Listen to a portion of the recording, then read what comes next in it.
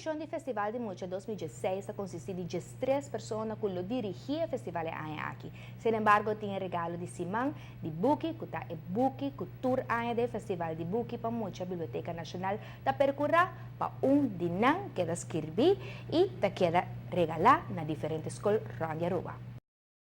E buki escogi ta queda regalar na escola e solamente e libreria nan kuta participar, também lo haya e buki pa suma hope chiquito. O autor pe aqui kuta Fred Dix.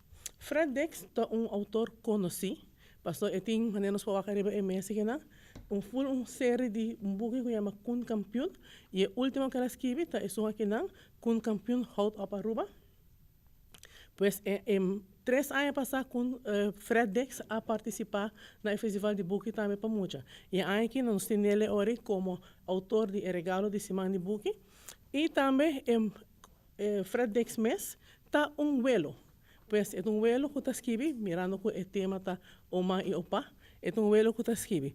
Com o Buki aqui também, na Holanda, está participando para especial, ela é especial como se prijs, dus é bezig com ele, na Holanda. Ela foi selecionada para a kinderjury na Holanda, com a idade nova para 12 anos.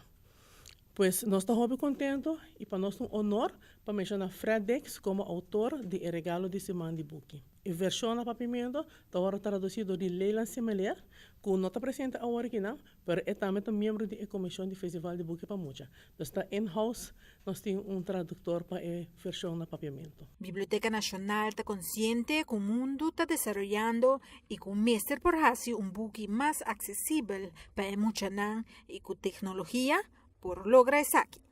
In-house, nós por decidir de antemano para dar a buki outro vida. Nós por causa do buki de Kurt Fortin ano passado e ano anterior que se também com QR codes agora usar dentro do buki que por meio de code via o smartphone por abrir film riba YouTube e sabe que nós que bahas também uso já que nós temos in-house e nós temos afdeling de media aqui nós que nós bahas incorporar essa também dentro programação uma vez nós começamos a start kickstart e buki e começar a ilustrar buki e também para animar também o buki tá local que agora se também 2 anos passados de workshops também com buki também mais interessante ora com imagem não te move e ora com gente tá contando utilizando o buki para muito não dus saya me quer tá lo vira algo interessante A meta principal tá para mais hopi mucho possível por llegar na buki assim também ta promover lançamento entre muchanan. Com o time de mídia, já que nós estamos começando de bottom up, vira também possível para pensar de tour diferente capas não, tour layers não de ilustração e que nós podemos ilustrar ou animar para Então, me quer dizer vira algo vira episódio, great. Para a TV Canal G5, Amita Farbo Code.